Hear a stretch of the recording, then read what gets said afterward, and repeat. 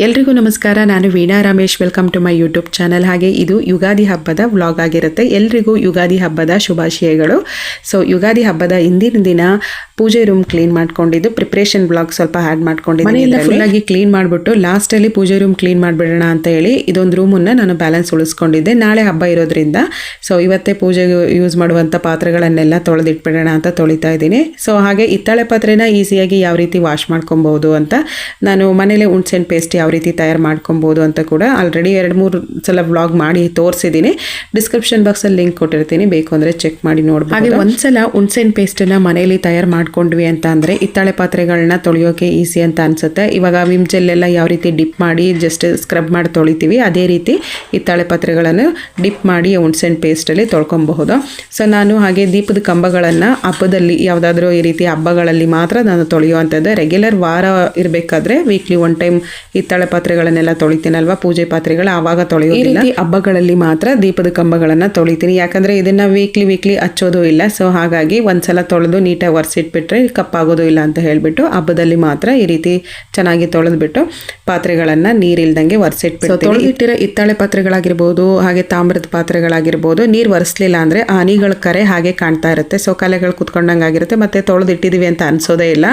So ಒಂಥರ ಪಳ ಹೊಳಿತಾ ಇರೋದಿಲ್ಲ. ಸೊ ಈ ರೀತಿ ಒರೆಸಿಡೋದ್ರಿಂದ ನೆಕ್ಸ್ಟ್ ವೀಕ್ ವಾಶ್ ಮಾಡೋವರೆಗೂ ಇದೇ ರೀತಿ ಚೆನ್ನಾಗಿ ಹೊಳಿತಾ ಇರುತ್ತೆ. ಸೊ ನಾನು ಎಲ್ಲನೂ ಒಂದು ಪಾತ್ರೆಗಳನ್ನು ಈ ರೀತಿ ಒರೆಸಿ, ಹಾಗೆ ಪಾತ್ರೆಗಳನ್ನೆಲ್ಲ ಇವಾಗ ಒರೆಸಿ ಒಂದು ಸೈಡಲ್ಲಿ ಇಟ್ಬಿಟ್ಟು ಪೂಜೆ ರೂಮಲ್ಲಿರೋ ಫೋಟೋಸ್ ಎಲ್ಲ ತೆಗೆದುಬಿಟ್ಟು ಆಚೆ ಇಟ್ಟು ಎಂಟಿ ಮಾಡಿ ಆ ಟೈಲ್ಸ್ ಎಲ್ಲ ಒರೆಸ್ಬೇಕು ಇವಾಗ. ಸೊ ಯಾಕೆ ಅಂತಂದರೆ ವೀಕ್ಲಿ 1 ಟೈಮ್ ನಾನು ಒರೆಸ್ಕೊಳ್ತಾ ಇರ್ತೀನಿ. ಬಟ್ ಇವಾಗ ಹಬ್ಬ ಆಗಿರೋದ್ರಿಂದ ಅಲ್ಲಿ ಫುಲ್ ಎಲ್ಲ ಎಂಟಿ ಮಾಡಿದ್ರೇ ನೀಟಾಗಿ ಒಂದು ಕಡೆಯಿಂದ ನೀಟಾಗಿ ಒರೆಸ್ಕೊಬಹುದು. ಯಾಕಂದರೆ ದಿನನಿತ್ಯ ಧೂಪ ಹಚ್ಚಿರ್ತೀವಿ, ಹಾಗೆ ಊದುಬತ್ತಿ ಹಚ್ಚಿರ್ತೀವಿ, ಅದರ ಮಸಿ ಎಲ್ಲ ಕುತ್ಕೊಂಡಂಗೆ ಆಗಿರುತ್ತಲ್ವ. ಸೊ ಆವಾಗ ಈ ರೀತಿ ಕ್ಲೀನ್ ಮಾಡ್ಕೊಳ್ತಾ ಇದ್ರೆ ಪೂಜೆ ರೂಮ್ ನೋಡೋಕ್ಕೂ ಫ್ರೆಶ್ ಅಂತ ಅನ್ನಿಸ್ತಾ ಇರುತ್ತೆ. ಸೊ ಹಾಗೆ ಪೂಜೆ ರೂಮ್ ಕ್ಲೀನ್ ಮಾಡಬೇಕಾದ್ರೆ ನಾನು ಯಾವಾಗಲೂ ಪೂಜೆ ರೂಮಲ್ಲಿ ಈ ರೀತಿ ಗೋಮೂತ್ರನ ಇಟ್ಕೊಂಡಿರ್ತೀನಿ. ಸೊ ಪೂಜೆ ರೂಮ್ ಕ್ಲೀನ್ ಮಾಡಬೇಕಾದ್ರೆ ಇದನ್ನೊಂದು ಮುಚ್ಚುಳದಷ್ಟು ಹಾಕೊಳ್ತೀನಿ. ಹಾಗೆ ನನ್ನ ಹತ್ರ ರಾಮೇಶ್ವರಂಗೆ ಹೋಗಿ ಬಂದಿರೋ ತೀರ್ಥ ಇತ್ತು, ಸೊ ಅದನ್ನು ಮಿಕ್ಸ್ ಮಾಡ್ಕೊಂಡಿದ್ದೀನಿ. ಸೊ ಅದ್ರ ಜೊತೆಲಿ ಒಂದು ಚುಟ್ಕಿ ಜವಾದು ಪೌಡರ್ನ ಮಿಕ್ಸ್ ಮಾಡಿ, ಹಾಗೆ ನೀರಲ್ಲಿ ಒಂದು ಚುಟ್ಕಿವಷ್ಟು ಜವಾದು ಪೌಡರ್ನ ಮಿಕ್ಸ್ ಮಾಡಿ ಪೂಜೆ ರೂಮ್ ಟೈಲ್ಸ್ಗಳನ್ನೆಲ್ಲ ಒರೆಸ್ಕೊಳ್ಳೋದ್ರಿಂದ ಒಳ್ಳೆ ಗುಡ್ ಸ್ಮೆಲ್ ಇರುತ್ತೆ. ಒಂಥರ ದೇವಸ್ಥಾನದಲ್ಲಿ ಇರ್ತೀವಲ್ಲ ಆ ರೀತಿ ಫೀಲ್ ಬರ್ತಾ ಇರುತ್ತೆ, ಆ ರೀತಿ ಒಂಥರ ಘಮ ಸ್ಮೆಲ್ ಬರ್ತಾ ಇರುತ್ತೆ. ಸೊ ವೀಕ್ಲಿ 1 ಟೈಮ್ ನಾನು ಪೂಜೆ ರೂಮ್ ಕ್ಲೀನ್ ಮಾಡಬೇಕಾದ್ರೆ ಒಂದು ಚುಟ್ಕಿನಾದರೂ ನಾನು ಜವಾದು ಪೌಡರ್ನ ಮಿಕ್ಸ್ ಮಾಡ್ಕೊಳ್ತೀನಿ. ಕ್ಲೀನ್ ಮಾಡಬೇಕಾದ್ರೆ ಟವಲ್, ನಾನು ಕಾಟನ್ ಟವಲ್ ಯೂಸ್ ಮಾಡೋದಿಲ್ಲ. ಸೊ ನಾನು ಮೈಕ್ರೋ ಫೈಬರ್ ಕ್ಲಾತನ್ನೇ ಯೂಸ್ ಮಾಡ್ತೀನಿ. ಯಾಕಂದರೆ ಇದು ಸ್ವಲ್ಪ ನೀರನ್ನ ಅಬ್ಸರ್ವ್ ಮಾಡ್ಕೊಳ್ಳುತ್ತೆ, ಬೇಗ ಒರ್ಸೋಕ್ಕೂ ಈಸಿ ಅಂತ ಅನಿಸುತ್ತೆ, ಗ್ಲಾಸ್ ಎಲ್ಲ ಒರ್ಸೋಕ್ಕೆ ಈಸಿ ಅಂತ ಅನಿಸುತ್ತೆ. ಸೊ ಹಾಗಾಗಿ ಜಾಸ್ತಿ ಇದೇ ರೀತಿ ಟವಲ್ ಯೂಸ್ ಮಾಡ್ತೀನಿ. ನನಗೆ ಪೂಜೆ ರೂಮ್ ಟೂರ್ ಮಾಡಿ ಅಂತ ಕಮೆಂಟ್ ಮಾಡಿದ್ರಿ. ಆಲ್ರೆಡಿ ಪೂಜೆ ರೂಮ್ ಟೂರ್ ಮಾಡಿದ್ದೀನಿ, ಡಿಸ್ಕ್ರಿಪ್ಷನ್ ಬಾಕ್ಸಲ್ಲಿ ಲಿಂಕ್ ಕೊಟ್ಟಿರ್ತೀನಿ, ನೋಡಬಹುದು ಪೂಜೆ ರೂಮ್ ಟೂರ್ದು. ಸೊ ನಾನು ಅದರಲ್ಲಿ ಒಂದೇ ಒಂದು ಮಿಸ್ಟೇಕ್ ಮಾಡಿಬಿಟ್ಟಿದ್ದೀನಿ. ಏನು ಅಂದರೆ ಪೂಜೆ ರೂಮ್ ಹೊರಗಡೆ ವಾಲಲ್ಲಿ 2 ಹ್ಯಾಂಗಿಂಗ್ ಹಾಕಿದ್ದೀನಿ. ಸೊ ಶುಭ ಮತ್ತು ಲಾಭ ಅನ್ನೋ ಒಂದು ಹಿತ್ತಾಳೆಯಲ್ಲಿ ತೊಗೊಂಡಿರುವಂಥದ್ದು. ಸೊ ಅದು ಚೆನ್ನಾಗಿತ್ತು ಅಂತ ಗಂಟೆ ಡಿಸೈನ್ ಇತ್ತು. ಸೊ ಹಾಗಾಗಿ ಅದನ್ನು ತೊಗೊಂಡಿದ್ದೆ, 2 ಹ್ಯಾಂಗ್ ಮಾಡಿದ್ದೀನಿ. ಸೊ ಅದನ್ನು ಲಾಭ ನಷ್ಟ ಅಂತ ಹೇಳ್ಬಿಟ್ಟಿದ್ದೀನಿ, ಅದೇ ಚಿಕ್ಕ ಮಿಸ್ಟೇಕ್ ಮಾಡಿ. ನಮ್ಮನೆ ಪೂಜೆ ರೂಮಲ್ಲಿ ಗ್ಲಾಸ್ ಡೋರ್ ಹಾಕ್ಸಿರೋದ್ರಿಂದ ಒಂದ್ಸಲ ವೆಟ್ ಮಾಡ್ಕೊಂಡು ಒರೆಸಿ ಇನ್ನೊಂದ್ಸಲ ಡ್ರೈ ಬಟ್ಟೆ ತೊಗೊಂಡು ಒರೆಸ್ಬೇಕು. ಯಾಕೆ ಅಂತಂದರೆ ಒರೆಸಿರುವಂಥ ಮಸ್ಬು ಹಾಗೆ ಕಾಣಿಸುತ್ತೆ. ಒಂದ್ಸಲ ಡ್ರೈ ಮಾಡ್ಕೊಂಡು ಬಟ್ಟೆಲಿ ಒರೆಸಿದ್ರೆ ನೀಟಾಗಿ ಕ್ಲೀನ್ ಆಗುತ್ತೆ. ಸೊ ಈ ರೀತಿ 2 ಸಲ ಕ್ಲೀನ್ ಮಾಡಿ, ಹಾಗೆ ಪೂಜೆ ರೂಮ್ ಫುಲ್ ಒಳಗಡೆ ಎಲ್ಲ ಕ್ಲೀನ್ ಮಾಡಿ ಫೋಟೋ ಎಲ್ಲ ಹಾಕಿದ್ದೀನಿ. ಸೊ ಇನ್ನೇನಿದ್ರು ಡೋರ್ ಕ್ಲೀನ್ ಮಾಡಿಕೊಂಡು ಹಾಗೆ ಹೊಸ್ತೆಲೆಲ್ಲ ಕ್ಲೀನ್ ಮಾಡಬೇಕು. ಮತ್ತು ಇಲ್ಲಿ ಹ್ಯಾಂಗ್ ಮಾಡಿರೋ ಮಣಿ ಎಲ್ಲಿ ತೊಗೊಂಡ್ರಿ ಅಂತ ಕೇಳಿದರೆ, ಸೊ ನಾನು ಇದನ್ನು ತಿರುಪತಿಲಿ ತೊಗೊಂಡು ಬಂದಿದ್ದು, 2 ವರ್ಷ ಆಯಿತು ತೊಗೊಂಡು ಬಂದು. ಕಲರ್ ಏನು ಹೋಗಿಲ್ಲ, ಚೆನ್ನಾಗೇ ಇದೆ. ಅವಾಗ ಒರೆಸ್ಕೊಳ್ತಾ ಇರ್ತೀನಿ ಈ ರೀತಿ ವೆಟ್ ಬಟ್ಟೆ. ಡೋರಲ್ಲಿ 2 ಕಡೆನೂ ಹ್ಯಾಂಗ್ ಮಾಡಿರೋದು ಸಿಂಪಲ್ ಆಗಿ ನೋಡೋಕ್ಕೆ ತುಂಬ ಚೆನ್ನಾಗಿ ಕಾಣಿಸುತ್ತೆ. ಸೊ ಎಲ್ಲಿವರೆಗೂ ಯೂಸ್ ಆಗುತ್ತೆ ಅಲ್ಲಿವರೆಗೂ ಹಾಕಿದ್ರಾಗುತ್ತೆ ಅಂತ ಹೇಳ್ಬಿಟ್ಟು ಹಾಗೆ ಇಟ್ಟಿದ್ದೀನಿ, ಚೆನ್ನಾಗಿ ಕಾಣಿಸ್ತಾ ಇತ್ತು. ಸೊ ಹಾಗೆ ಪೂಜೆ ರೂಮ್ ಒಳಗೆ ಹೊರಗೆ ಎಲ್ಲ ಕ್ಲೀನ್ ಮಾಡಿ ಲಾಸ್ಟಲ್ಲಿ ಫ್ಲೋರ್ ಕ್ಲೀನ್ ಮಾಡಿಬಿಡ್ತೀನಿ. ಆಮೇಲೆ ಪೂಜೆ ಪಾತ್ರೆಗಳನ್ನೆಲ್ಲ ತಗೊಂಡೋಗಿ ಅಲ್ಲಿ ಇಟ್ಬಿಡ್ತೀನಿ. ಎವ್ರಿ ವೀಕ್ ಇದೇ ರೀತಿ ಥರ್ಸ್ಡೇ ಕ್ಲೀನ್ ಮಾಡ್ಕೊಳ್ತೀನಿ. ಬಟ್ ಡೀಪ್ ಕ್ಲೀನ್ ಮಾಡೋದಿಲ್ಲ, ಅಂದರೆ ಫೋಟೋ ಎಲ್ಲ ತೆಗೆದು ಕ್ಲೀನ್ ಮಾಡೋದಿಲ್ಲ, ಏನು ಒರೆಸೋದಿಲ್ಲ. ಒಂದು 15 ಡೇಸಿಗೆ ಒಂದ್ಸಲ ಟೈಲ್ಸ್ ಒರೆಸ್ಕೊಳ್ತೀನಿ, ಫೋಟೋ ಒರೆಸ್ತೀನಿ, ಪಾತ್ರೆಗಳನ್ನೆಲ್ಲ ಕ್ಲೀನ್ ಮಾಡ್ಕೊಳ್ತೀನಿ. ವಾರದ ಪೂಜೆ ಹೇಗಿರುತ್ತೆ ಅಂತ ಹೇಗಿದ್ರೆ ಗೊತ್ತಿರುತ್ತಲ್ವಾ. ಸೊ ಆ ರೀತಿ ಮಾಡ್ಕೊಳ್ತೀನಿ. ಇದು ನೆಕ್ಸ್ಟ್ ಡೇ ಯುಗಾದಿ ಹಬ್ಬದ ದಿನ ಬಾಗಿಲಿಗೆ ಮಾವಿನ ಎಲೆಯಿಂದ ತೋರಣ ಕಟ್ಟಿ ಒಂದು ಹೂವಿನಾರ ಹಾಕಿದ್ರೆ ಆ ಕಳೆನೇ ಬೇರೆ, ಹಬ್ಬದ ವಾತಾವರಣ ಸೃಷ್ಟಿ ಆಯಿತು ಅಂತಲೇ ಒಂಥರ ಕಳೆನೇ ಚೇಂಜ್ ಆಗಿ ಹೋಗ್ಬಿಡುತ್ತೆ. ಸೊ ನಾವು ಬೆಳಗ್ಗೆ ಪೂಜೆ ಎಲ್ಲ ಮಾಡಿ ಬೇವು ಬೆಲ್ಲ ತಿಂದು ಆಮೇಲೆ ಹಬ್ಬದ ಅಡುಗೆ ಏನಿತ್ತು ಸೊ ಅದನ್ನು ಪ್ರಿಪೇರ್ ಮಾಡ್ಕೊಂಡ್ವಿ. ಹಬ್ಬದ ದಿನವೇ ನಾನು ಒಬ್ಬಿಟ್ಟು ಮಾಡೋಣ ಅಂತ ಇವತ್ತು ರೆಡಿ ಮಾಡ್ಕೊಳ್ತಾ ಇದ್ದೀನಿ. ಯಾವಾಗಲೂ ಒಂದಿನ ಮುಂಚೆನೇ ಒಬ್ಬಿಟ್ಟೆಲ್ಲ ಮಾಡಿಡ್ತಾ ಇದ್ದೆ. ಬಟ್ ಇವತ್ತೇ ಮಾಡಿಬಿಡೋಣ, ಫ್ರೆಶ್ ಆಗಿ ಚೆನ್ನಾಗಿರುತ್ತೆ ತಿನ್ನೋಕ್ಕೆ ಊಟದ ಜೊತೆಗೆ ಅಂತ ಹೇಳಿಬಿಟ್ಟು ಇವಾಗ ಮಾಡ್ತಾಯಿದ್ದೀನಿ. ಹೇಗಿದ್ರೆ ನೆನ್ನೆ ನೈಟ್ ಎಲ್ಲ ಕೆಲಸ ಮುಗಿಸಿದ್ದೆ.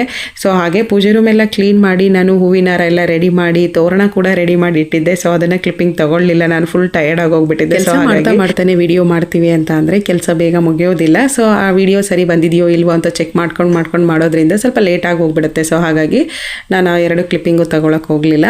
ಇದು ಬೆಳಗ್ಗೆ ಒಬ್ಬಿಟ್ಟು ಮಾಡೋಣ ಅಂತ 1 ಅವರ್ ಮುಂಚೆನೇ ನಾನು ಮೈದಾ ಹಿಟ್ಟೆಲ್ಲನೂ ಚೆನ್ನಾಗಿ ಮಿಕ್ಸ್ ಮಾಡಿ ನಾದ್ಬಿಟ್ಟಿಡೋಣ ಅಂತ ಹೇಳಿ ರೆಡಿ ಮಾಡಿ ಇಡ್ತಾ ಇದ್ದೀನಿ, ಒಬ್ಬಿಟ್ಟು ಚೆನ್ನಾಗಿ ಬರುತ್ತೆ ಅಂತ ಹೇಳಿ. ಸೊ ಅಷ್ಟರಲ್ಲಿ ಅಡುಗೆ ಎಲ್ಲ ಪ್ರಿಪೇರ್ ಮಾಡಿಕೊಂಡು ನೈವೇದ್ಯಕ್ಕೆ ಅಂತ ಒಂದು 5 ಒಬ್ಬಿಟ್ಟು ಮಾಡಿಕೊಂಡು ಈವ್ನಿಂಗ್ ಟೈಮಲ್ಲಿ ಏನಾದರೂ ಮಾಡ್ಕೊಂಡ್ರಾಗುತ್ತೆ ಅಂತ ಹೇಳಿಬಿಟ್ಟು ಸ್ವಲ್ಪ ಫ್ರೀ ಟೈಮ್ ಆಗಿರ್ತೀವಲ್ವ, ಸೊ ಹಬ್ಬ ಎಲ್ಲ ಮುಗಿಸಿ ಸೊ ಅಂಥ ಟೈಮಲ್ಲಿ ಮಾಡ್ಕೊಳ್ಳೋಣ ಅಂತ ಹೇಳಿ ರೆಡಿ ಮಾಡ್ತಾ ಇದ್ದೀನಿ. ಸೊ ಇವಾಗ ಮೈದಾ ಹಿಟ್ಟೆಲ್ಲನೂ ಚೆನ್ನಾಗಿ ಎಲ್ಲ ರೆಡಿ ಮಾಡಿ ಚೆನ್ನಾಗಿ ನಾದಿ ಒಂದು ಪ್ಲೇಟ್ ಮುಚ್ಚಿಬಿಟ್ಟು ಒಂದು 1 ಅವರ್ ಇಲ್ಲಾಂದರೆ 1.5 ಅವರ್ 2 ಅವರ್ ನೆಂದ್ರೂ ಚೆನ್ನಾಗಿ ಒಬ್ಬಿಟ್ಟು ತೊಟ್ಟೋಕೆ ಈಸಿಯಾಗಿ ಬರುತ್ತೆ. ಇವತ್ತು ರಿತ್ವಿಕ್ಕು ಸ್ಕೂಲ್ ಮುಗಿಸ್ಕೊಂಡು ಬಂದಮೇಲೆ ಅವನಿಗೆ ಎಣ್ಣೆ ಸ್ನಾನ ಮಾಡಿಸಿದ್ದಂಥದ್ದು. ಬೆಳಗ್ಗೆನೇ ಎಣ್ಣೆ ಹಚ್ಚಿ ಸ್ನಾನ ಮಾಡಿಸ್ಲಿಲ್ಲ, ಯಾಕಂದರೆ ಇವತ್ತು 5th ಲಾಸ್ಟ್ ಡೇ ಅವರಿಗೆ. ಸೊ ಹಾಗಾಗಿ ನಾನು ಸ್ಕೂಲ್ ಮುಗಿಸ್ಕೊಂಡು ಬಾ, ಹೇಗಿದ್ರು ಹಾಫ್ ಡೇ ಇತ್ತು, ಆ್ಯನ್ಯುವಲ್ ಎಕ್ಸಾಮ್ ನಡೀತಾ ಇತ್ತು, ಲಾಸ್ಟ್ ಎಕ್ಸಾಮ್ ಇದು. ಸೊ ಮುಗಿಸ್ಕೊಂಡು ಹೇಗಿದ್ರು 12:30ಗೆ ಮನೆಗೆ ಬರ್ತೀಯ, ಅವಾಗಲೇ ಮಾಡ್ಕೊಬೋದು ಅಂತ ಹೇಳಿಬಿಟ್ಟು ಬಂದಮೇಲೆ ನಾನು ಎಣ್ಣೆ ಹಚ್ಚಿ ಸ್ವಲ್ಪ ಒಂದು ಹಾಫ್ ಆನ್ ಅವರ್ ಹಾಗೆ ಕೂರಿಸ್ಬಿಟ್ಟು ಒಳಗೆ ಕೂರಿಸಿದ್ದೆ. ಆ 12:30 ಬಿಸಿಲಲ್ಲಿ ಕೂರಿಸ್ಬಿಟ್ರೆ ಫುಲ್ಲು ಹೇಳೋಕ್ಕೆ ಆಗೋದಿಲ್ಲ, ಫುಲ್ ಟಯರ್ಡ್ ಆಗಿ ಹೋಗ್ಬಿಡ್ತಾನೆ. ಸೊ ಹಾಗಾಗಿ ಒಳಗಡೆ ಸ್ವಲ್ಪ ಪರವಾಗಿಲ್ಲ ಯುಟಿಲಿಟಿ ಏರಿಯಾದಲ್ಲಿ ಕೂತ್ಕೊಂಡಿರೋ ಅಂತ ಹೇಳಿಬಿಟ್ಟು ಆಮೇಲೆ ಬಿಸಿನೀರು ಹಾಕಿ ಸ್ನಾನ ಮಾಡಿಸಿದ್ದೆ. ಯುಗಾದಿ ಹಬ್ಬದ ಐಟಮ್ ಏನೇನಿತ್ತು ಅಂತ ಅಂದರೆ ಕಡಲೆಕಾಳು ಉಸ್ಲಿ, ಪಲ್ಯ, ಕೋಸಂಬರಿ, ಹಪ್ಪಳ, ಉಪ್ಪಿನಕಾಯಿ, ಬೇಳೆ ಬೇಯಿಸಿದ ಸಾಂಬಾರನ್ನೇ ನಾನು ರಸನೇ ಸಾಂಬಾರು ಮಾಡಿದ್ದೆ. ಬೇಳೆ ಬೇಯಿಸಿದ್ವಲ್ಲ ಒಬ್ಬಿಟ್ಟಿಗೆ, ಸೊ ಅದನ್ನೇ ಹಾಗೆ ಸಾಂಬಾರು ಮಾಡಿದ್ದು, ತುಂಬ ಟೇಸ್ಟಾಗಿತ್ತು, ಚೆನ್ನಾಗಿತ್ತು ಮಾತ್ರ. ಸೊ ಹಾಗೆ ರಸಮ್ ಮಾಡಿದ್ದಂಥದ್ದು, ಬೋಂಡ.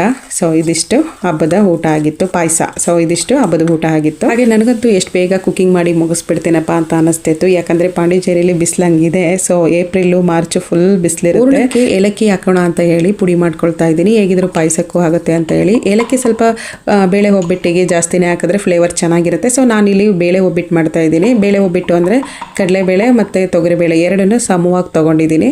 ಯಾವಾಗಲೂ ಇದೇ ರೀತಿ ನಾನು ಹಾಕ್ತೀನಿ. ಸೊ ಚೆನ್ನಾಗಿರುತ್ತೆ. ಮತ್ತು ಇನ್ನು ಚಿರೋಟಿ ರವೆ ಏನು ಮಿಕ್ಸ್ ಮಾಡೋದಿಲ್ಲ, ಬರೀ ಮೈದಾ ಹಿಟ್ಟು ಮಾತ್ರ ಮಿಕ್ಸ್ ಮಾಡ್ಕೊಳ್ತೀನಿ. ಹಾಗೆ ಮೈದಾ ಹಿಟ್ಟು ಕಲಿಸ್ಬೇಕಾದ್ರೆ ಸ್ವಲ್ಪ ಅರಿಶಿನ ಮಿಕ್ಸ್ ಮಾಡ್ಕೊಂಡು ಕಲಸಿಡ್ತೀನಿ. ಸೊ ಅನ್ಸಿಕಂಗೆ ತುಂಬ ಇಷ್ಟ ಒಬ್ಬಿಟ್ಟು ಅಂತಂದರೆ. ಎಲ್ಲ ಹಬ್ಬಗಳಲ್ಲೂ ಏನು ಡಿಶ್ ಮಾಡ್ತಿರೋ ಇಲ್ವೋ ಒಬ್ಬಿಟ್ಟು ಮಾತ್ರ ಮಾಡ್ಕೊಟ್ಬಿಡಿ ಅಂತ ಕೇಳ್ತಾಳೆ, ಅಷ್ಟು ಇಷ್ಟಪಡ್ತಾಳೆ. ಬೇಳೆ ಒಬ್ಬಿಟ್ಟು ಅಂದರೆ, ತೆಂಗಿನಕಾಯಿ ಒಬ್ಬಿಟ್ಟು ಅಂದರೆ ಅಷ್ಟು ಇಷ್ಟ ಆಗೋದಿಲ್ಲ. ಸೊ ಬರೀ ತೆಂಗಿನಕಾಯಿ ಒಬ್ಬಿಟ್ಟು ತೆಂಗಿನಕಾಯಿ ಮಾಡ್ತೀವಲ್ವ, ಸೊ ಆ ರೀತಿ ಒಬ್ಬಿಟ್ಟು ಅಂದರೆ ಅಷ್ಟು ಇಷ್ಟ ಆಗೋದಿಲ್ಲ. ಬೇಳೆ ಒಬ್ಬಿಟ್ಟು ಅಂದರೆ ತುಂಬ ಇಷ್ಟಪಟ್ಟು ತಿಂತಾಳೆ. ಸೊ ಅವಳಿಗಾಗಿ ಎಲ್ಲ ಹಬ್ಬದಲ್ಲೂ ನಾನು ಒಬ್ಬಿಟ್ಟು ಮಾಡಲೇಬೇಕು, ಒಂದು ಅರ್ಧ ಕೆಜಿನಾದರೂ ಮಾಡಿಡ್ತಾ ಇರ್ತೀನಿ. ಸೊ ಅಷ್ಟು ಇಷ್ಟಪಟ್ಟು ತಿಂತಾಳೆ. ಹಾಗೆ ಬೇಳೆ ಬೇಯಿಸಿಟ್ಕೊಂಡಿದ್ನಲ್ಲ ಅದರ ರಸ ಇತ್ತು, ಸೊ ಅದನ್ನು ಸಾಂಬಾರು ಮಾಡೋಣ ಅಂತ ಮಾಡ್ತಾ ಇದ್ದೀನಿ. ಅಷ್ಟು ಟೇಸ್ಟ್ ಆಗಿತ್ತು, ತುಂಬ ಚೆನ್ನಾಗಿತ್ತು. ಬೇಳೆ ಸಾಂಬಾರ್ಗಿಂತ ಇದೊಂಥರ ಟೇಸ್ಟ್ ಬೇರೆ ಥರನೇ ಇತ್ತು, ಚೆನ್ನಾಗಿತ್ತು. ರೆಗ್ಯುಲರಾಗಿ ಬೇಳೆ ಸಾಂಬಾರು ಮಾಡ್ತೀವಲ್ವ, ಸೊ ಆ ಟೇಸ್ಟ್ ಬೇರೆ ಥರನೇ ಇರುತ್ತೆ. ಬಟ್ ಹೂರ್ಣಕ್ಕೆ ಅಂತ ಬೇಳೆ ಬೇಯಿಸಿ ಅದರ ರಸದ ಸಾಂಬಾರು ಮಾಡ್ತೀವಲ್ವ, ಅದೊಂಥರ ಚೆನ್ನಾಗಿರುತ್ತೆ. ಚೆನ್ನಾಗಿತ್ತು, ಮಕ್ಕಳು ತುಂಬ ಇಷ್ಟಪಡ್ತೀವಿ. ಯುಗಾದಿ ಹಬ್ಬ ಅಂದ್ರೇ ಸಿಹಿ ಕಹಿಗಳ ಹಬ್ಬ ಅಂತಲೇ ಹೇಳ್ಬೋದು. ಬೆಳಗ್ಗೆ ಪೂಜೆ ಮಾಡಬೇಕಾದ್ರೇ ಬೇವು ಬೆಲ್ಲ ತಿಂದಿರ್ತೀವಿ. ಸೊ ಎಲ್ಲರ ಜೀವನದಲ್ಲೂ ಬರೀ ಸಿಹಿ ಮಾತ್ರ ಇರುತ್ತೆ ಅಂತ ಹೇಳೋಕ್ಕಾಗೋದಿಲ್ಲ, ಕಹಿನೂ ಇರುತ್ತೆ. ಸೊ ಕಹಿ ಸಿಹಿ ಎರಡನ್ನೂ ಬ್ಯಾಲೆನ್ಸ್ ಮಾಡ್ಕೊಂಡು ಹೋಗೋದೇ ಜೀವನ ಅಲ್ವಾ. ಸೊ ಹಾಗೆಯೇ ಈ ವರ್ಷದ ಎಲ್ಲ ಕಹಿ ನೆನಪುಗಳನ್ನು ಮರಿತಾ ಸಿಹಿ ನೆನಪುಗಳ ಜೊತೆ ಈ ವರ್ಷದ ಯುಗಾದಿ ಹಬ್ಬನ ಆಚರಣೆ ಮಾಡಿಕೊಂಡು ಎಲ್ಲರೂ ಅಂದ್ಕೊಂಡಿರುವಂಥ ಕೆಲಸಗಳು ನೆರವೇರಲಿ ಅಂತ ಮತ್ತೊಮ್ಮೆ ಯುಗಾದಿ ಹಬ್ಬದ ಶುಭಾಶಯಗಳನ್ನು ಹೇಳೋಕ್ಕೆ ಇಷ್ಟಪಡ್ತೀನಿ. ಸೊ ನಾನು ಹೇಗಿದ್ರು ಬೆಳಗ್ಗೆ ಪೂಜೆ ಎಲ್ಲ ಮುಗಿಸಿ ಇವಾಗ ಮತ್ತೆ ಇನ್ನು ಮಾಡಿರುವಂಥ ಅಡುಗೆಗಳನ್ನೆಲ್ಲ ಏನು ಕುಕ್ಕಿಂಗ್ ಮಾಡಿದ್ದೆ, ಸೊ ಅದನ್ನೆಲ್ಲ ಒಂದ್ಸಲಿ ನೈವೇದ್ಯಕ್ಕೆ ಇಟ್ಟು ಪೂಜೆ ಮಾಡಿ ಆಮೇಲೆ ಏನಿದ್ರು ಊಟ ಮುಗಿಸುವಂಥದ್ದು. ಸೊ ಇವಾಗ ಜಸ್ಟ್ ಒಂದು ಪೂಜೆಗೆ ನೈವೇದ್ಯಕ್ಕೆ ಅಂತ ಒಂದು 5 ಒಬ್ಬಿಟ್ಟು ಮಾಡ್ಕೊಳ್ತಾ ಇದ್ದೀನಿ. ಸೊ ಚೆನ್ನಾಗಿ ಬಂದಿತ್ತು, ಟೇಸ್ಟ್ ಆಗಿತ್ತು. ನಮ್ಮನೇಲಿ ಅನ್ಸಿಕಾ ಮತ್ತು ರಿತ್ವಿಕ್ ಇಬ್ಬರು ಬಾಳೆದೆಲೆಯಲ್ಲಿ ಹಬ್ಬದ ಊಟ ಮಾಡೋದು ಅಂತಂದರೆ ಭಾಳ ಖುಷಿ ಪಡ್ತಾರೆ, ಅಷ್ಟು ಇಷ್ಟಪಟ್ಟು ಊಟ ಮಾಡ್ತಾರೆ. ಸೊ ಹಾಗೆ ನಮ್ಮನೆ ಯುಗಾದಿ ಹಬ್ಬದ ಆಚರಣೆ ಹೀಗಿತ್ತು. ನಿಮಗೆ ಈ ವ್ಲಾಗ್ ಇಷ್ಟ ಇದ್ದರೆ ನನ್ನ ಚಾನಲ್ ಸಬ್ಸ್ಕ್ರೈಬ್ ಮಾಡ್ಕೊಳ್ಳಿ. ಸಿಗೋಣ ಮುಂದಿನ ವ್ಲಾಗಲ್ಲಿ. Thank you for watching and subscribe my channel.